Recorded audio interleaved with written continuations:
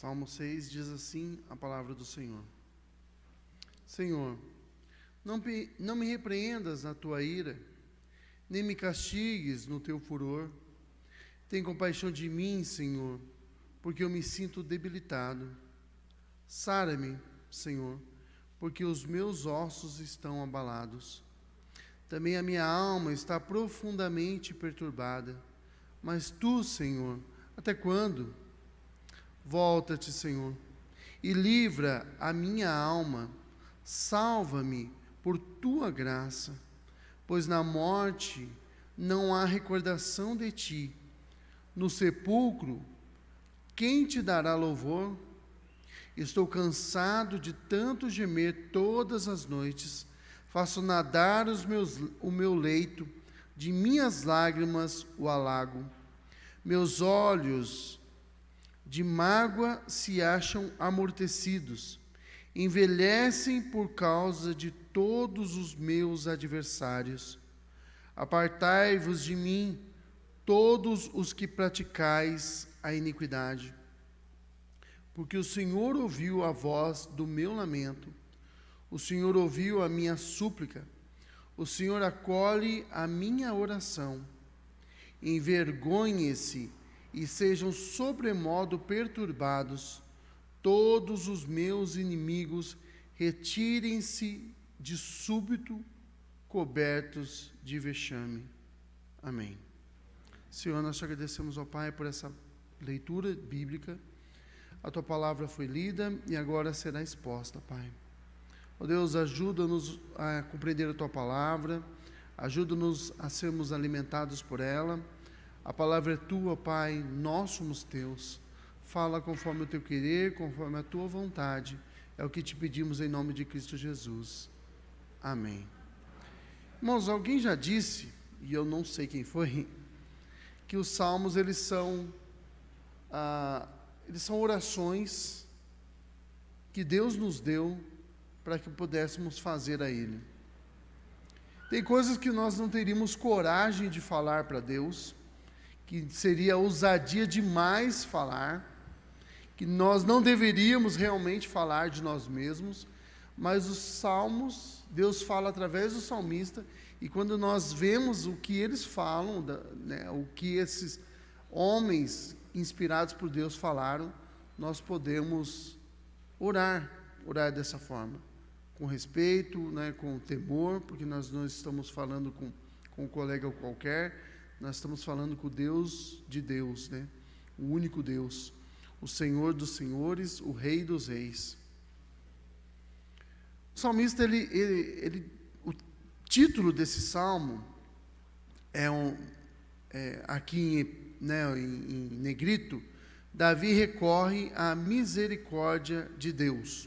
Esse é o salmo, esse é o título que a editora, a publicadora aqui do Brasil, a Sociedade Bíblica, colocou nesse salmo. Mas o nome do salmo mesmo é ao mestre de canto com instrumento de 8 cordas, Salmo de Davi. Era para ser cantado. Davi compôs esse salmo para que ele fosse cantado. E na hora que Davi está compondo esse salmo, nós não sabemos exatamente o que está passando, qual é a circunstância da vida. De vez em quando, o salmo ele dá oração de Davi quando ele estava na caverna. E aí você, eu já sei qual é o contexto histórico, o que está acontecendo naquele momento. Mas o salmo não dá esse indicativo. Ele não diz para nós o que está acontecendo. Nós só podemos deduzir por aquilo que lemos do salmo. E Davi ele começa com... a impressão que dá nas primeiras estrofes é que ele está extremamente angustiado. E ele começa a levantar, ele eleva o seu pensamento, sua voz até Deus, e ele começa dizendo: Senhor, não me repreendas na tua ira, nem me castigues no teu furor, tenha compaixão de mim. Sabe quando você encontrar nos Salmos, o salmista dizendo: olha, Senhor, tenha compaixão, tenha misericórdia, significa que ele está sofrendo, e ele está sofrendo muito, mas ele sabe que ele merece o sofrimento.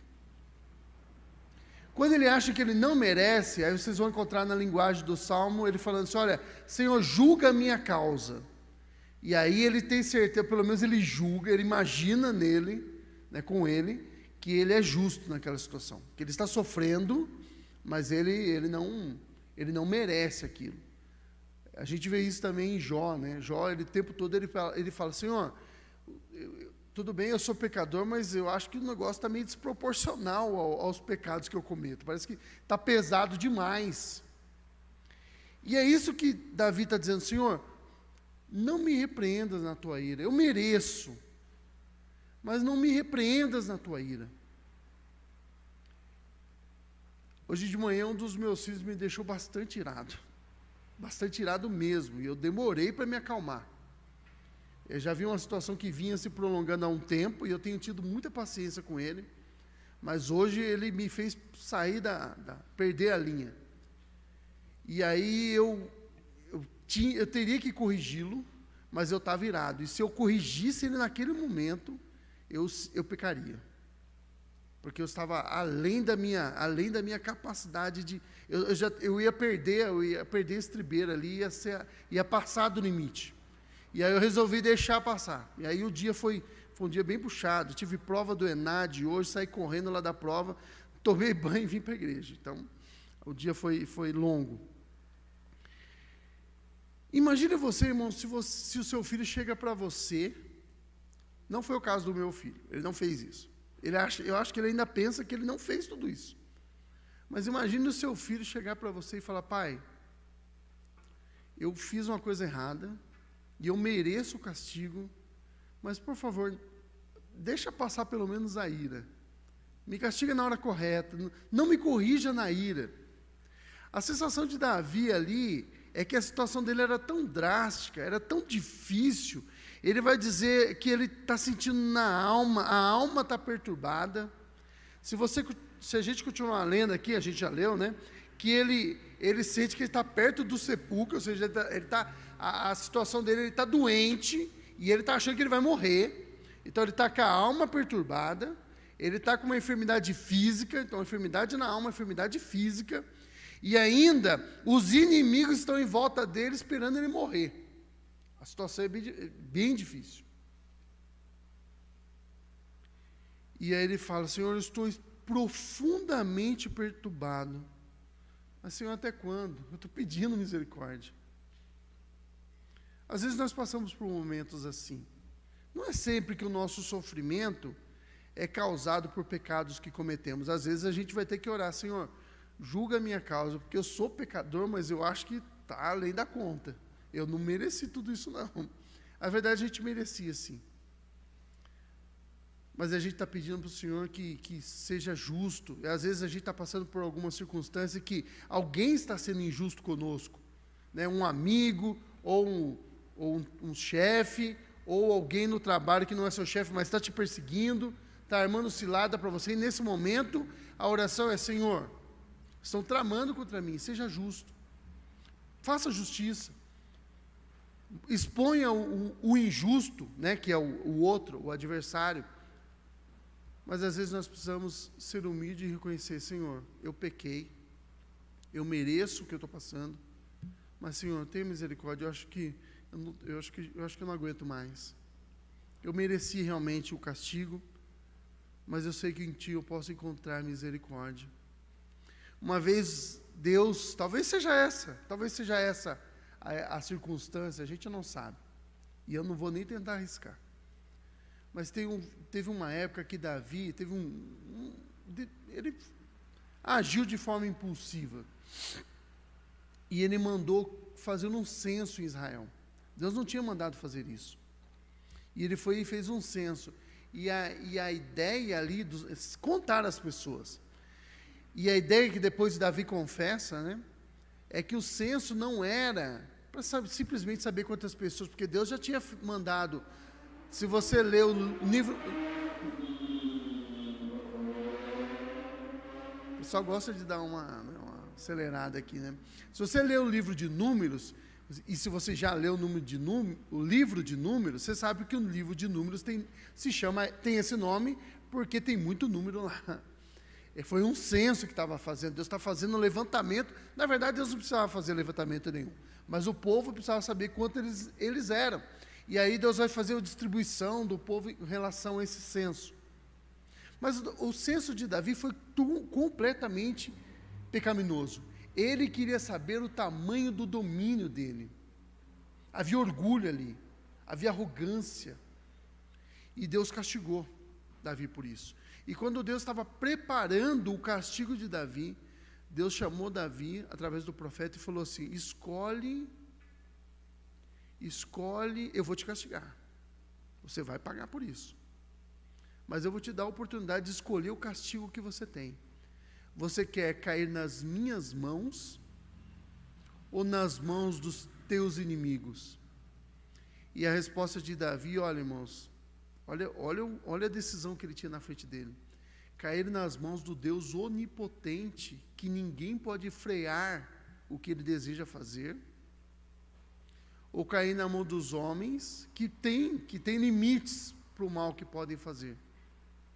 E a resposta de Davi foi: Senhor, eu quero cair nas tuas mãos, porque aí não está ali, tá?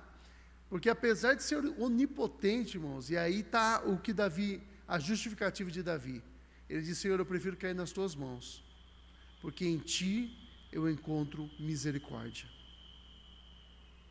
Porque, irmãos, apesar dele ser o onipotente, apesar dele fazer tudo o que ele quer, e ninguém pode freá-lo, ninguém pode dizer para Deus: não, até aqui o senhor vai, daqui o senhor não pode passar. Ninguém pode fazer isso para Deus. Quem pode se comparar a ele? Ele falando através de Isaías, ele diz isso: olha, o mundo todo é como se fosse um pingo no balde, é como se fosse um grão na balança, é nada, e ele vai dizer: é menos que nada.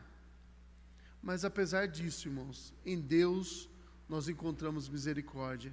É por isso que Davi, apesar de saber que ele merecia o que ele estava passando, ele foi até Deus, que era aquele que, e ele sabia que era aquele que estava no controle de todo aquele flagelo, e ele pede misericórdia. Às vezes nós passamos por circunstâncias assim, às vezes nós estamos enfrentando problemas assim, e a gente sabe que nesses momentos é Deus que está no controle, e Ele merece, Ele tem todo o direito, melhor dizendo, de nos julgar, de nos retribuir segundo a nossa iniquidade, o nosso pecado, que nós merecemos o castigo.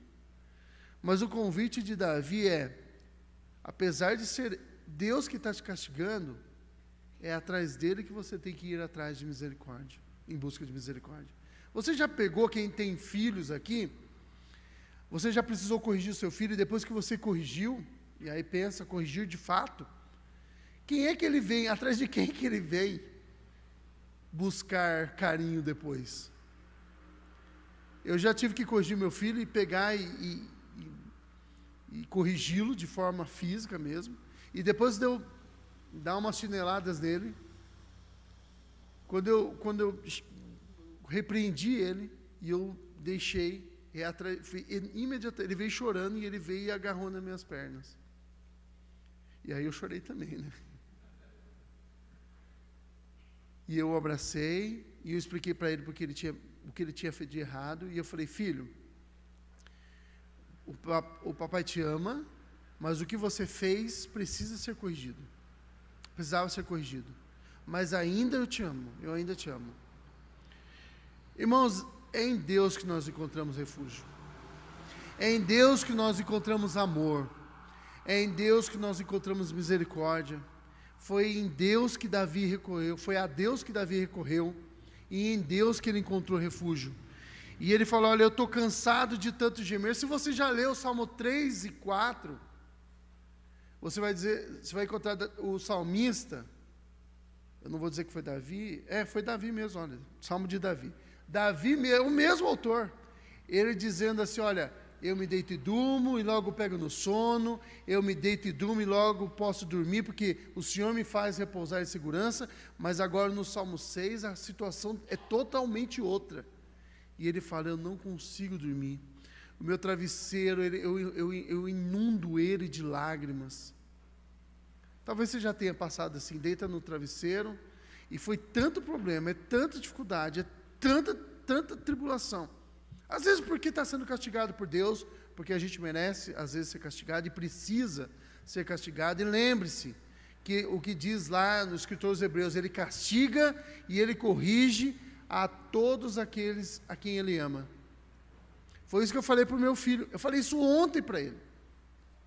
E hoje ele pisou na bola de novo.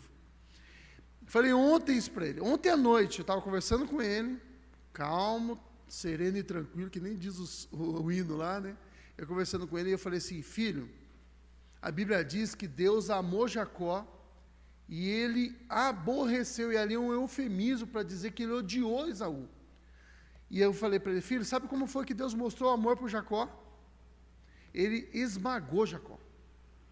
Deus nunca deu moleza para Jacó. Sabe como foi que Deus mostrou para Esaú que ele desprezava ele? Ele deixou Esaú fazer o que ele queria. Mas ele salvou Jacó. E ele mandou Esaú para o inferno. Irmãos, Deus corrige aquele que ele ama. Às vezes nós vamos inundar os nossos travesseiros de lágrimas. Às vezes nós passaremos noites sem dormir. Mas ainda há um refúgio. Ainda há alguém que nós podemos encontrar misericórdia. E aí Davi, depois que ele fala, ele conta aqui dos olhos dele, né, da mágoa, dele estar amortecido de tanto chorar. Mas isso de chorar ao ponto, acho que todo mundo já passou por isso, né? O olho fica até enrugado, né? E aí parece que a pessoa estava dormindo. Você acordou agora? Não, eu estava chorando mesmo. E aí quando ele termina de orar, e a impressão que dá aqui é que ele levantou. Ele estava ajoelhado, ele estava se derramando diante de Deus, e ele se levanta. E quando ele se levanta na certeza que aquele Deus que estava esmagando ele tinha ouvido a oração. E ele vai, versículo 9, ele diz assim, ó: o Senhor ouviu a minha súplica. Irmãos, o mesmo Deus que nos corrige, o mesmo Deus que nos repreende, o mesmo Deus que trata conosco, que às vezes precisa nos corrigir com açoite, como está escrito lá nos escritores hebreus, ele açoita, ele chicoteia a quem ele ama. É o mesmo Deus que quando nós clamamos e nós confessamos o pecado e nós buscamos a Ele e pedimos a misericórdia dEle, é Ele que nos ouve. E Ele, olha o que o salmista diz: o Senhor. E aí ele usa caixa alta aqui, né? Caixa alta, ele está usando o nome do Deus do pacto.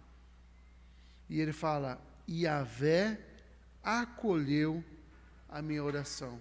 E aqueles que estavam esperando só eu morrer, os meus adversários que estavam rindo de mim, que estavam aguardando o momento o momento final, que fiquem envergonhados e sejam sobremodo perturbados todos os meus inimigos, e fujam cobertos de vexame, envergonhados, porque não foi dessa vez. Não foi dessa vez. Não, eles não triunfaram sobre mim. Eles não puderam cantar vitória sobre mim, porque Deus me ouviu. Irmãos, nós podemos e devemos buscar a Deus nos momentos de aflição. Nós podemos e devemos buscar a Deus nos momentos que nós sabemos que nós pecamos e por isso estamos sendo afligidos, mas nós também podemos ir até Deus quando nós estamos sendo injustiçados, quando somos perseguidos por causa do nome de Cristo, porque somos às vezes. Às vezes a circunstância vai mudar, vai alterar, às vezes não, às vezes nós vamos morrer. Às vezes nós vamos morrer naquela tribulação, às vezes nós vamos perecer porque Deus não vê como nós vemos, mas nós não devemos em nenhum momento abandonar a nossa fé, porque é nisso que consiste a nossa vitória. Não consiste na mudança da circunstância, porque às vezes as circunstâncias não mudam. Se você já leu o capítulo 11 de Hebreus, você vai ver ali, começa a contar a história daqueles homens que foram, a gente fala até a galeria dos heróis da fé, né? Que enfrentaram o perigo, enfrentaram a espada, vencer exércitos inimigos, mas chega um ponto ali que ele fala assim: alguns morreram, alguns foram subjugados, alguns pereceram. E aí ele diz assim: homens dos quais o mundo não era digno, mas todos eles morreram aguardando a promessa. Porque Deus tinha algo a nosso respeito para que eles, sem nós, não fossem aperfeiçoados. Às vezes você vai triunfar e a circunstância vai mudar. Às vezes não. Às vezes não. Os discípulos, os apóstolos, com exceção de João, todos eles foram martirizados. E muitos outros. E na história do cristianismo, muitos foram. Mas eles permaneceram convictos.